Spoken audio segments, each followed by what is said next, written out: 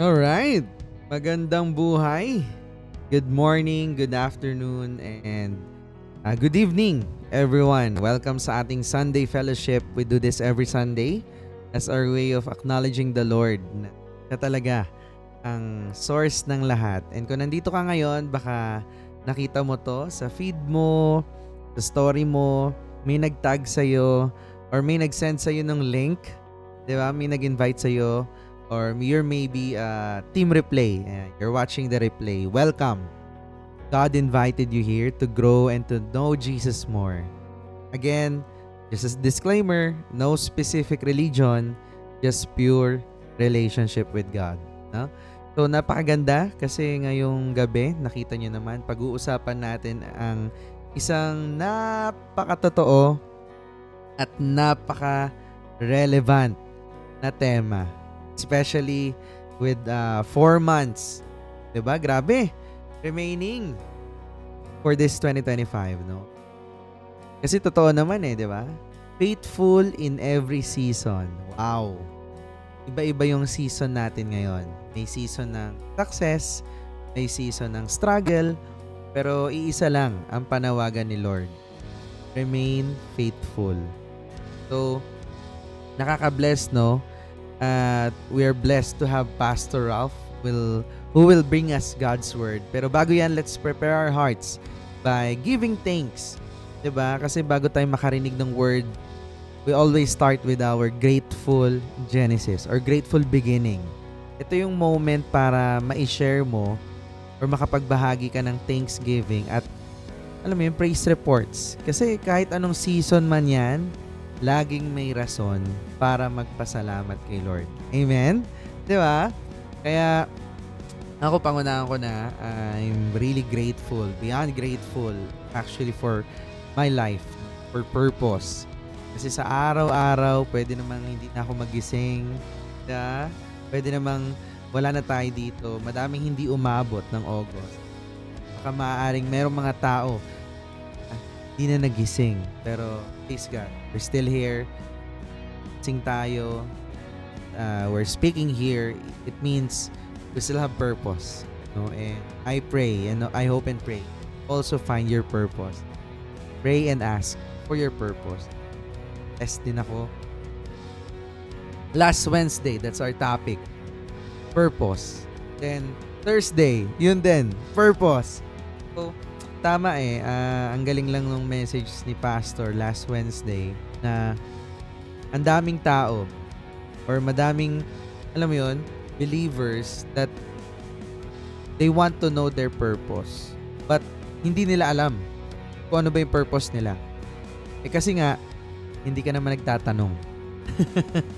Kailan ka pa huling nagpray asking for your purpose? Kasi often you always pray na Lord save me, Lord bless me, Lord sana ganito, Lord sana ganyan, Lord ilayo mo na ako sa sitwasyon na to, Lord ganito ganyan. You always make requests but never ask the question, ano ba yung purpose? Ano ba yung gusto mo ipagawa sa akin, Lord? Ano, gamitin mo ko, di ba? Ang dami, puro tayo kabig yan tayo di ba? Nalilimutan natin or hindi nalilimutan, ayaw natin magtanong kung ano ba yung purpose natin. It's a great reminder, no, na provision follows purpose. Diba? Ang galing nga ng very quick sharing lang. No? Sabi niya, alam nyo, noon pa naman Noon pa naman. Kumbaga, talagang nasa puso natin yan, nasa nature natin tao yan, na kailangan may purpose talaga. Bakit? Nung bata ka pa lang, nanghingi, kahit hindi, mga magulang at yung mga hindi magulang makaka-relate. Kaya sarap talaga umattend sa mga ganun, no? Para ma-remind ka, no? Sabi niya, yan, yung mga magulang dyan, and even yung mga hindi magulang, makaka-relate dito. Kaya, kapag ang bata nanghingi ng pera, ano ang una mong tanong? Diba? Para saan? Diba? Ang galing, no? Tama Para saan? Saan mo gagamitin? So, tayo, nasanay tayo ng puro hingi kay Lord. Pero hindi niya naman alam kung para saan. Diba? So, para saan ba talaga yung mga hinihingi mo? Will it really give God all the glory or ikaw lang ang mag-glorify sa gagawin mo? 'Di ba? So, sino ba ang sisikat diyan sa gagawin mo? Ikaw ba? Sino ba yayaman diyan sa ginagawa mo? Ikaw ba or si Lord? Galing, no? So, no? And ngayon, being faithful in every season, ang ganda, ang ganda. Kaya sobrang excited na. I'm grateful for my family as well. I'm grateful for the community. No, I'm grateful for my spiritual family. No? I'm grateful for my accountabilities. I'm grateful for the people that keeps reminding me. Kaya talaga, it's very important, no, that as you walk with God, as you deepen your relationship with Him, kailangan talaga may mga taong nagre-remind sa'yo. Diba? Kasi hindi madali mag-walk kay God. Hindi porket nag-church ka, feeling mo lumalalim ka kay God. Again, it doesn't work that way. Diba? You really need to have that intimate relationship. Diba? Para, alam yun, alam mo talaga kung ano yung mangyayari at alam mo kung ano yung gustong ipagawa sa'yo ni Lord. No? And I'm thankful to God for our spiritual mentors. Thank you, Lord. I thank God for the intentionality. Re-remind kami every time to be intentional. Huwag maging passive. Be intentional. And I thank God as well for the people that I've met. Grabe, thank you, Lord. No? So, sobrang nakaka-bless na talaga mga taong pinapadala sa'yo si Lord. Hindi mo man kilala, kilala mo man, grabe. Talagang gagamitin niya anyone, no? Para maka-bless tayo. Thank God for the people I've met, mga nag-inquire lang online, even those people na visited our office last Friday, no? Grabe. Ang dami kong pinagpapasalamat kay Lord. Thank God for technology. I thank God for this live. I thank God for this Zoom. I thank God for every people na nanonood ngayon. Even yung mga taong pumapasok dito sa Zoom. I really urge and encourage you na pasok ka dito, no? And I pray then na maybe this time, start your relationship. Yung totoo. Yung totoong relationship na hindi mo lang siya kilala every Sunday. Na hindi mo lang siya binabanggit kapag masaya ka. Diba? Hindi mo lang naaalala kung anong meron si Jesus every time na may pinagdadaanan ka. No? I pray that you also start having that deep and intimate relationship with God. Huh? Alright. Hindi lang sa success at hindi lang din sa down moments mo, but in every season, just like our topic. No? So if you do have any breakthroughs, no? Pwede mo i-comment dyan sa ating live or you can chat it here, no? Proclaim that breakthrough, no? Kahit isa lang. Tulat mo yan dyan. Gawin mong habit. Pagkagising mo, no? Have a journal ready, your gratitude journal. Write 3 things you are grateful for. Practicein mo yan araw-araw. Kasi I know na even yung mga maliliit na bagay na dati hindi mo napapansin, pagpapasalamat mo. So we'd love to read those comments. We'd love to pray for you and we'd love to celebrate with you. Right? So, again, to share the word for us tonight, no? Ready your Bibles, 'di ba? Para mas maintindihan. So let's welcome Pastor Ralph Dulman. A blessed day to everyone. Let us start with a prayer. Father in heaven, thank you so much for being our faithful God. You remain faithful in every season of our lives. During times of difficulties or times of prosperity, times of calamity or times of plenty, we have seen your hand and we acknowledge and recognize that you are with us, O God. You are with your children and you remain faithful. Lord, I pray that as we listen to your word, may we open our hearts and receive it by faith and obey it in the power of the Holy Spirit. In Jesus' name, amen. Our passage is found in Ecclesiastes chapter 3 verses 1 to 11. And later we will go to the last chapter of Ecclesiastes for our conclusion. Let me read Ecclesiastes chapter 3 verse 1, pababa. There is a time for everything, and a season for every activity under the heavens. A time to be born and a time to die. A time to plant and a time to uproot. A time to kill and a time to heal. A time to tear down and a time to build. A time to weep and a time to laugh. A time to mourn and a time to dance. A time to scatter stones and a time to gather them. A time to embrace and a time to refrain from embracing. A time to search and a time to give up. A time to keep and a time to throw away. A time to tear and a time to mend. A time to be silent and a time to speak. A time to love and a time to hate. A time for war and a time for peace. What do workers gain from their toil? I have seen the burden God has laid on the human race. He has made everything beautiful in its time. He has also set eternity in the human heart. Yet no one can fathom what God has done from beginning to end. This is the Word of God that we'll be reflecting today.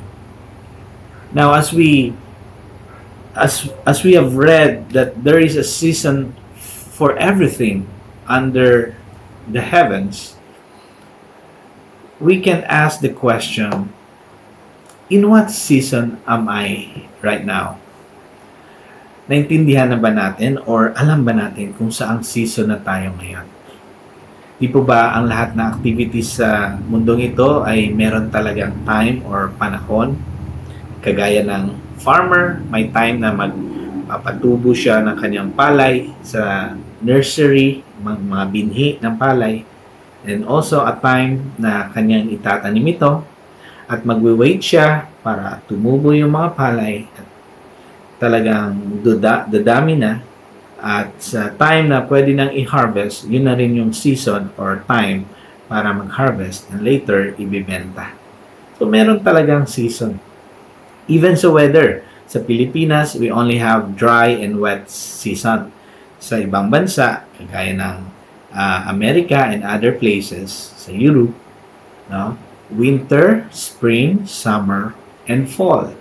So, yun po ang mga seasons. No? At mapapansin mo, pag sinabing season, umiiba or nag-iiba-iba yan. Hindi po yan palaging summer lang. Hindi rin palaging winter lang po.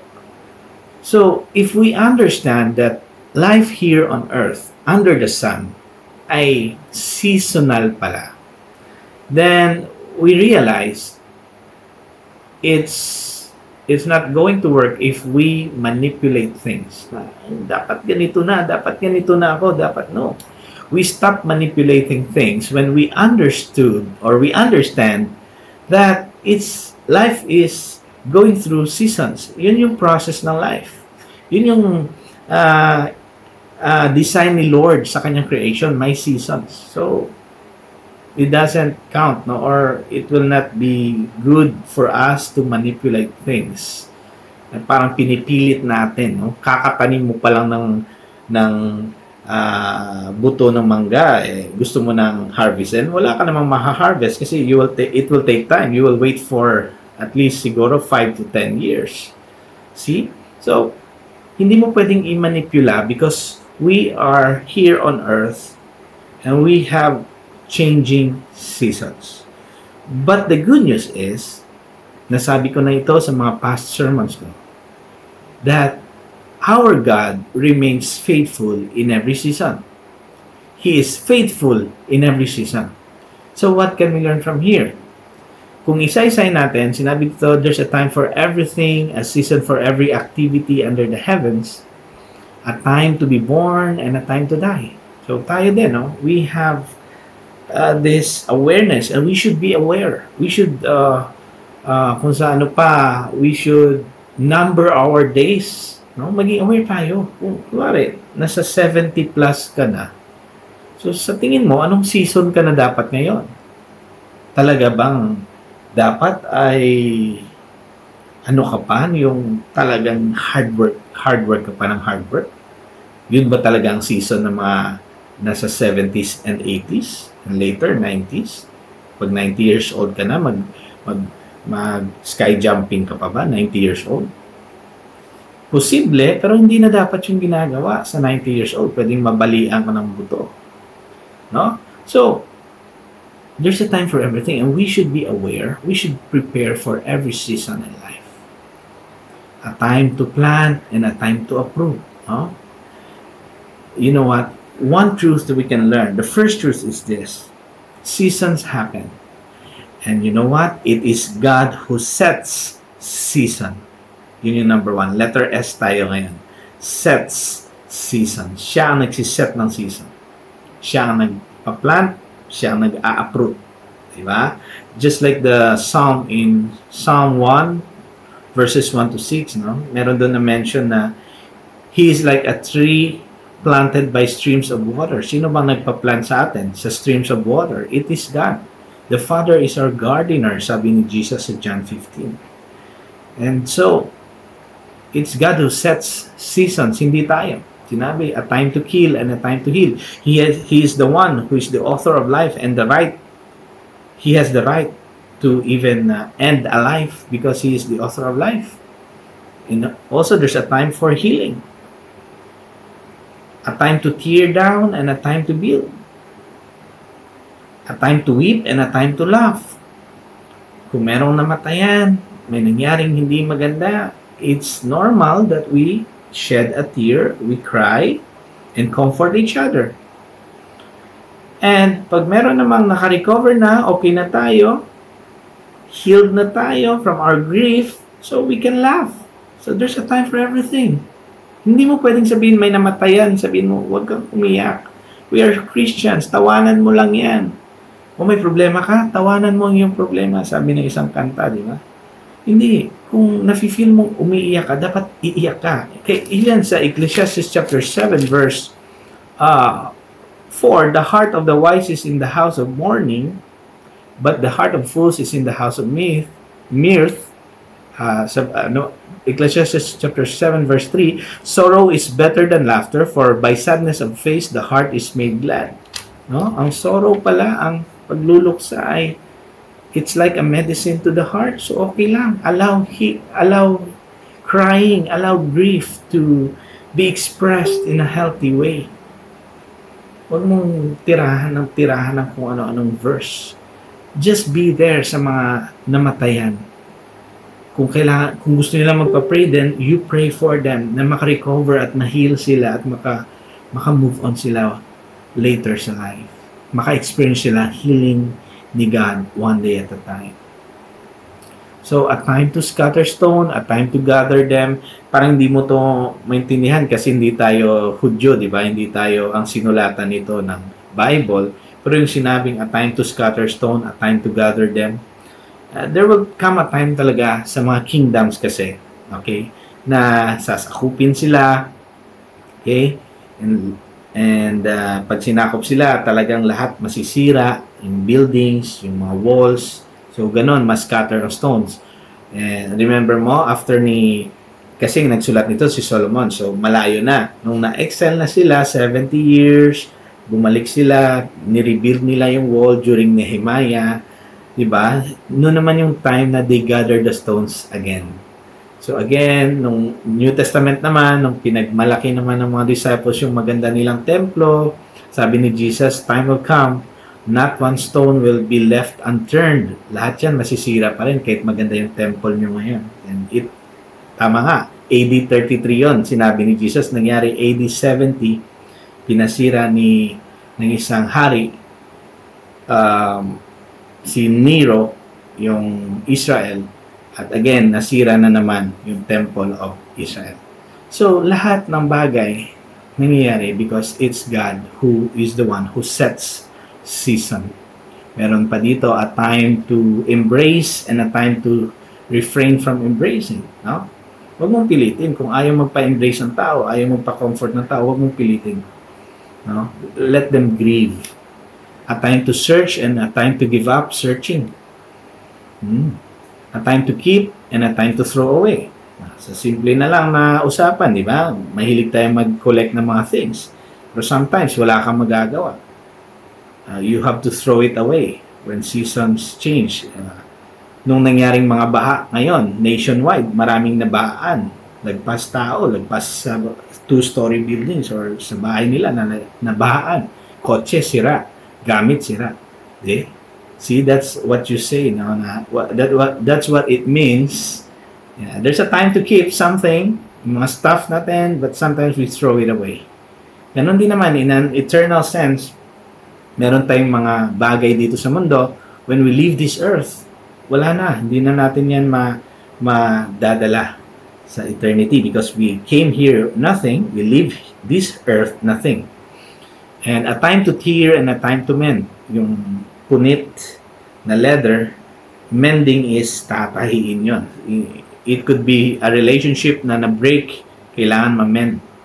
Sometimes na sisira ang relationship natin sa isa't isa. Kahit anong pilit natin, there will be seasons na mag-aaway, bate, away, bate. So, ganun talaga ang relationship ng tao. A time to be silent and a time to speak. Sometimes, it's time to speak, hindi tayo nagsasalita. There are times na dapat tahimik tayo, nagsasalita tayo, di ba? So, dapat sensitive tayo sa season. Kung ano bang season na ngayon. Is it time for me to speak up? And when it comes to sharing the gospel, if the Lord prompts you to share the gospel, you share the gospel. Because it's God who sets time. Ang iba naman, kinukot ito, a time to be silent, a time to speak. Wrong context, sasabihin nila, so pastor, silent treatment ako ngayon sa husband ko kasi inaway ko siya. So, mga ilang taon na, mga ilang buwan na, ilang weeks na, mga 10 years na, pastor. Kasi sinabi, a time to be silent, a time to speak. No, it's not you who set the season. If God tells you to speak, speak up. If God tells you to be silent, be silent. There's a time for everything. A time to love and a time to hate. A time for war and a time for peace. So, God sets season. That's number one. And number two, we should submit, letter S pa rin, submit to God in every season. Meaning, we should obey God in every season. Because, sabi pa dito sa verse 9, what do workers gain from their toil? Ano ba talaga makukuha natin sa pagpapagal natin at sa pagpapagod natin? Ano ba talaga makukuha natin? Sabi ni Solomon, and to think Solomon is the most richest person that day, in his time, the wisest person, the most popular king that time, dami siyang allies na kings, and dahil sa marami siyang ally na king, yung mga daughters nila, asawa niya rin, nagkaroon siya ng 700 na asawa at 300 na concubines, mistress. Hindi pa rin siya masaya. Na-realize niya, ano ba makukuha talaga natin sa pagpapagod natin at sa pagka-hard work natin? Hindi pa rin tayo masaya eh. Sabi niya sa verse 10, Ecclesiastes chapter 3, I have seen the burden God has laid on human race. Ang bigat-bigat ng buhay natin dito sa mundo.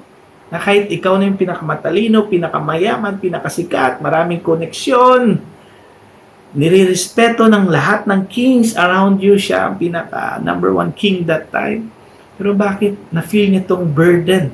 At sabi niya, it was God who laid this burden on human race. Naintindihan niyo yun, So again, we can understand that on this world, kahit ikaw pa ang pinakamayaman, pinakasikat, pinakamatalino at maraming koneksyon, everything is meaningless apart from God. And Solomon, kahit wise siya, naging mangmang siya, naging fool siya. Nung pinursu niya yung maraming babae, 700 wives, 300 concubines, at winworship niya ang kanilang mga Diyos-Diyosan. So, ganun si Solomon na nahulog siya sa temptation of worshiping other idols and also having these 700 wives and 300 concubines.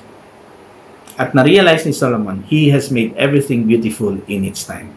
Again, it's God who makes something beautiful in His time, in God's time, hindi sa ating schedule.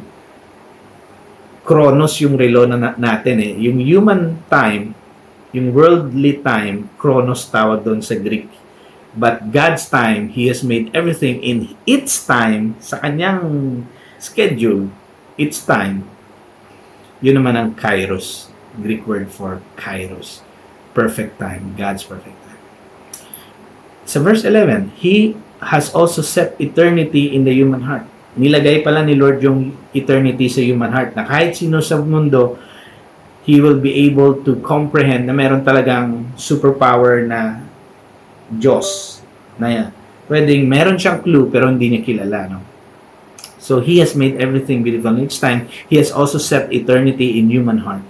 So, kahit sino pang tao, ni-reveal ni God ang sarili niya actually. So, wala tayong pwedeng isumbat sa Panginoon na, Lord, hindi kita kilala, hindi ko alam na may Diyos. No. He has put eternity in human heart. Yet, no one can understand, no one can fathom what God has done from beginning to end. So, hindi natin maintindihan lahat ng ginagawa ni Lord. Kaya nga nagtatanong si Solomon, bakit ba ang bigat ng buhay? Nagpapagal, nagpapagod tayo. We're doing all the hard work, but still, ang bigat pa rin ng buhay. So, you will never understand it. On your own human, finite mind, hindi natin ma-understand yun. But again, let's just submit to God in every season of life. Because God, number one, sets season. And we should submit in every season. That's why sa Ecclesiastes chapter 12 verse 13, ang pinaka-last na chapter at pinaka-last na verse, sinabi dito ng writer, now all has been heard, lahat narinig na natin, here is the conclusion of the matter. Fear God and keep His commandments. Fear God and keep His commandments. For this is the duty of all mankind. Yon ang realization ni Solomon. To fear God and to obey His commandments. See? So number one, God sets the seasons. Iba-iba ang season, pero siya ang nagsiset. Hindi tayo. So we cannot manipulate seasons. We can never even manipulate God. He sets the seasons, and so we should submit to every season. And there's a good news. Number three, God stays with us in every season. God stays faithful in every season. God stays with us. Letter S pa rin. Naalala nyo, ang Matthew chapter 28 verse 19 to 20, all authority has been given to me, sabi ni Jesus, bago siya mag-ascend sa langit. After niya ma-resurrect, on the third day, tayo siya sa cross, binigay niya buhay niya, resurrect on the third day, nagpakita siya ng 40 days, and on that last day, before He ascend to heaven, 40th day, sabi niya, all authority has been given to me. Ako ng pinakamataas, the name above all name. I was given the highest throne. All authority na sa akin. Therefore, binibigay ko sa inyo. Therefore, go and make disciples. Baptize them in the name of the Father, Son, and the Holy Spirit. So, make disciples of all nations. Lahat. All people groups. Baptize them in the name of the Father, Son, and the Holy Spirit. After we have preached the gospel, baptize the people who believe. And teach them everything. Lahat talaga ng tinuro sa Bible. Tinuro ni Jesus. I-teach natin. And behold, I am with you always till the end of time. Ibig sabihin, God stays with us in every season. So that's the three truths that we have learned. God sets the season, hindi tayo. So never ever manipulate things.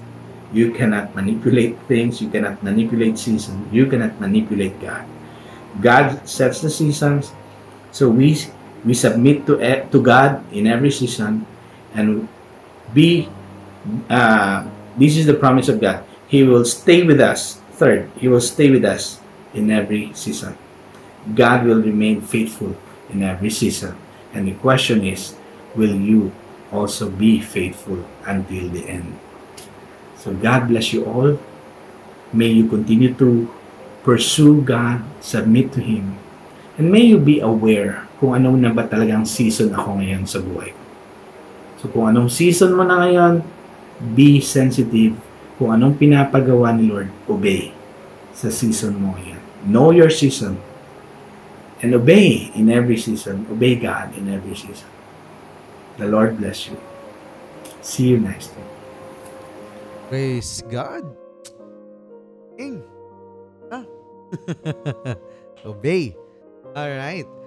So, ako, ang dami, no? Daming to. Number 1 pa lang eh. God sets every season. Kasi, tama yun, ano? Hindi porket you started to walk dun sa mga taong that started their relationship with Christ, their walk with Christ. Porket nagkaroon or sinimulan mo na, it will be rainbows and butterflies. Hindi eh. Hindi talaga lahat ng panahon masaya. May panahon na iiyak ka, may panahon na masaya ka, and minsan may panahon nga na feeling mo pa unfair eh. Ang unfair naman. Ha? Pero, ganun din naman eh. Parang seasons nga lang, no? Sabi kanina, pastor. We have dry and wet season.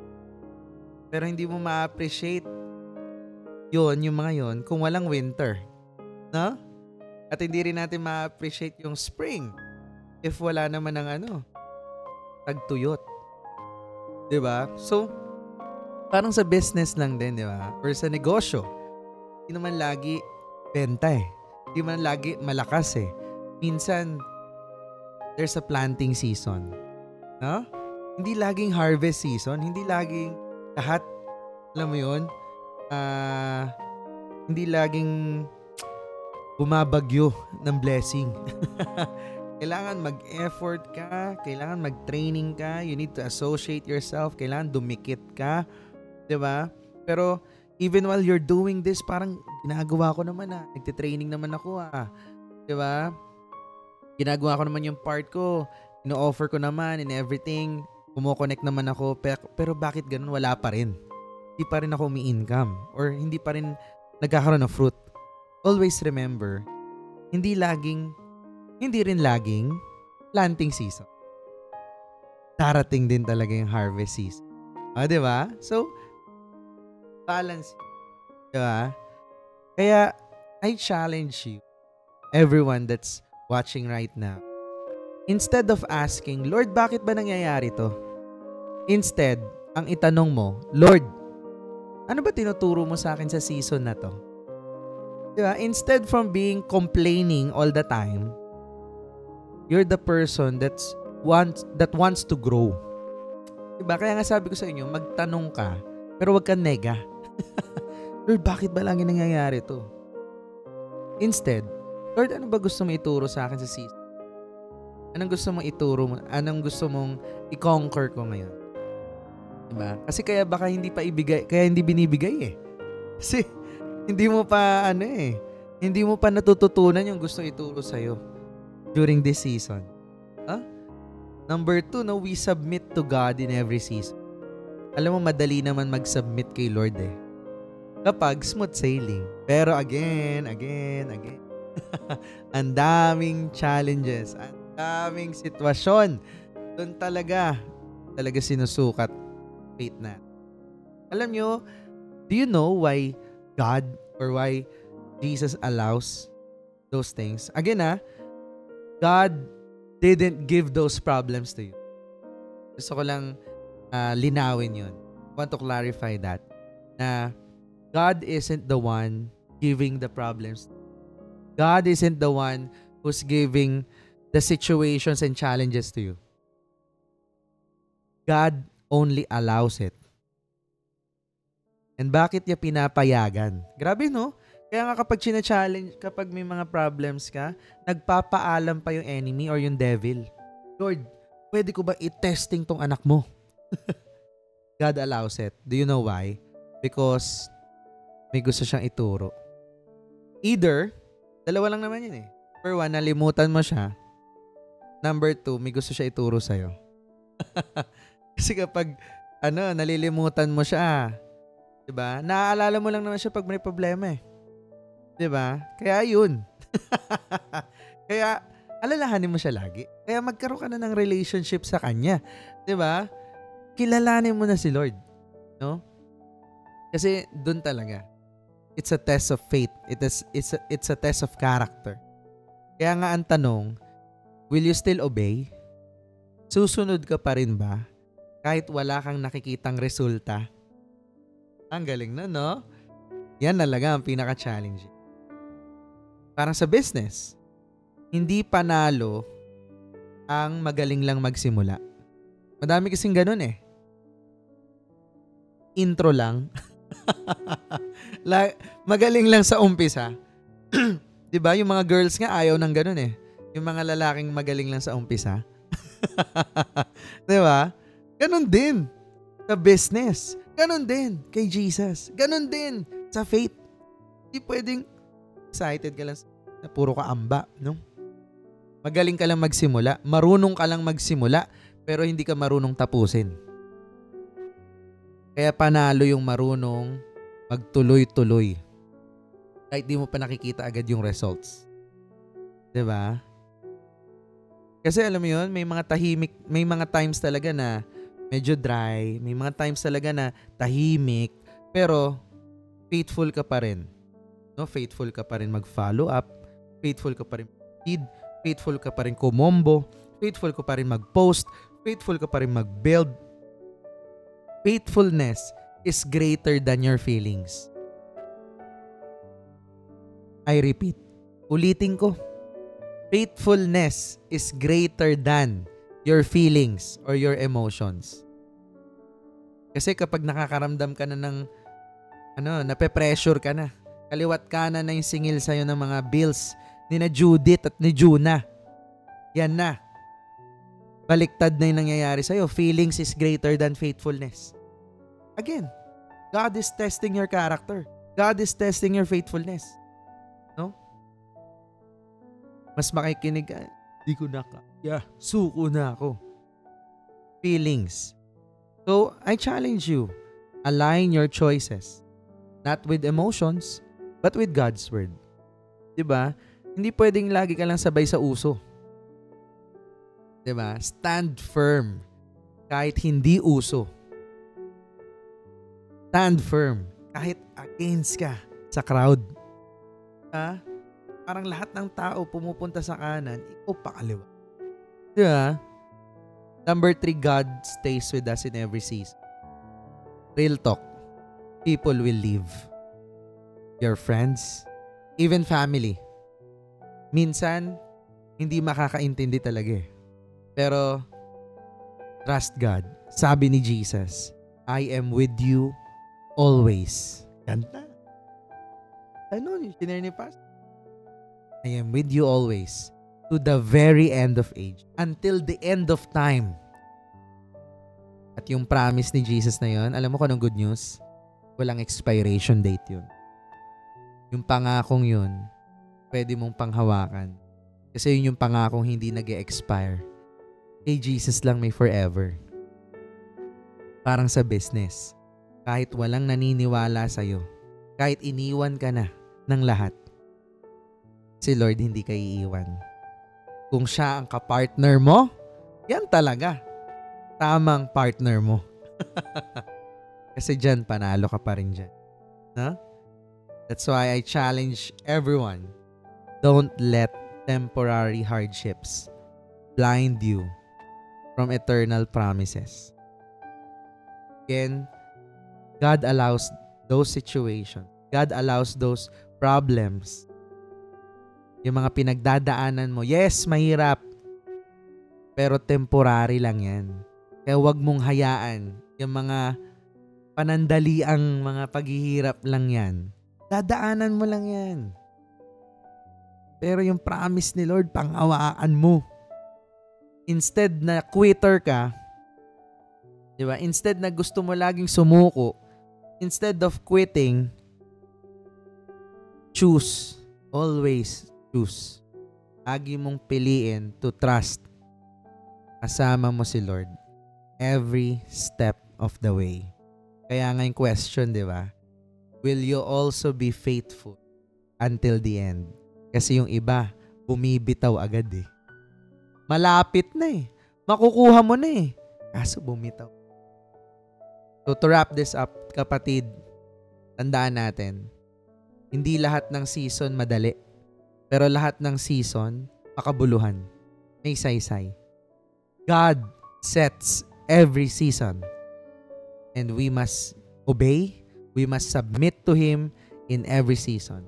And, pinaka-best part doon, He stays with us through every season. Kasama natin siya every season. Kaya kung nasa planting season ka pa lang, don't quit. Or kung nasa pruning season ka, alam mo yung pruning? Diba? Yung may mga tinatanggal na sanga, may mga tinatanggal na pangit, diba? Para mas tumubo ng maganda. Huwag mo i-resist. Baka pinapatanggal talaga sa'yo yan ni Lord. Yain. Huwag mo. Labas ka sa comfort zone mo. Ayan. Ang pruning, pwede rin tao eh. Yung mo na yung taong yan. So, kung nasa harvest season ka naman, don't forget to give glory to God. Yun naman talaga. Huwag kang makakalimot. Kapag harvest season mo na, kapag season mo na, your winning season, darating kasi talaga yun eh. Don't forget to give glory to God. Because in His time, Kairos, perfect time, He makes everything beautiful. Praise God. Huh? Galing? Sobrang ganda? Okay. So ngayon, gusto naman namin marinig kayo. Ano yung takeaway nyo from tonight's message? You can share it dito sa Zoom or sa comment section. Yung mga nasa live, you can comment down there. Kasi baka yung reflection mo, yun mismo yung kailangan marinig ng isang tao ngayon. Baka makabless ka pa. Alright? Meron ba may gustong mag-share?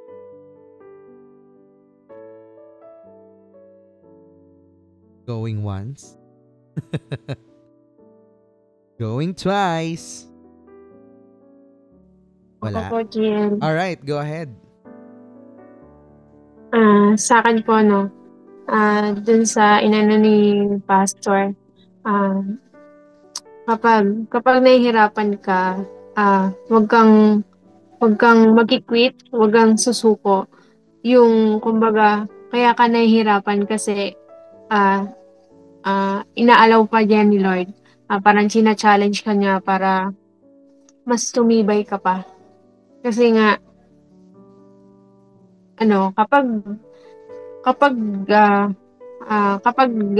tawag dito, kapag bumitaw ka or kapag sumuko ka, ikaw talaga yung talo. So, dapat tuloy-tuloy ka din talaga.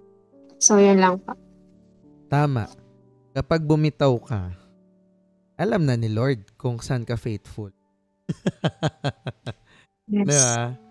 Again, it's a test of season eh. Diba? Galing. Thank you so much, Melody. Meron pa ba gusto mag-share? Wala na. Okay. So, mamaya yung mga nasa live, basahin na lang natin later. No?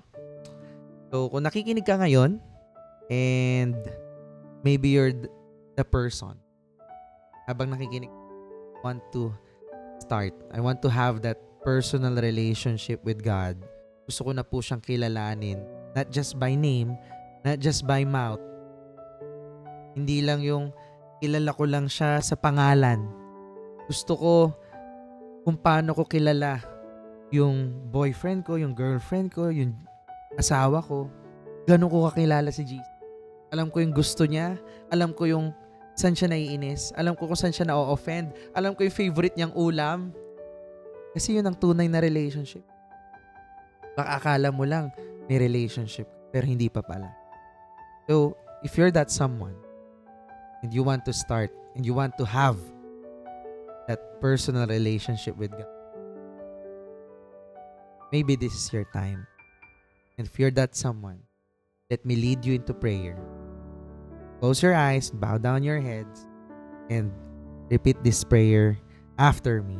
Lord Jesus, thank you for loving me. Thank you for dying on the cross para pagbayaran yung mga kasalanan.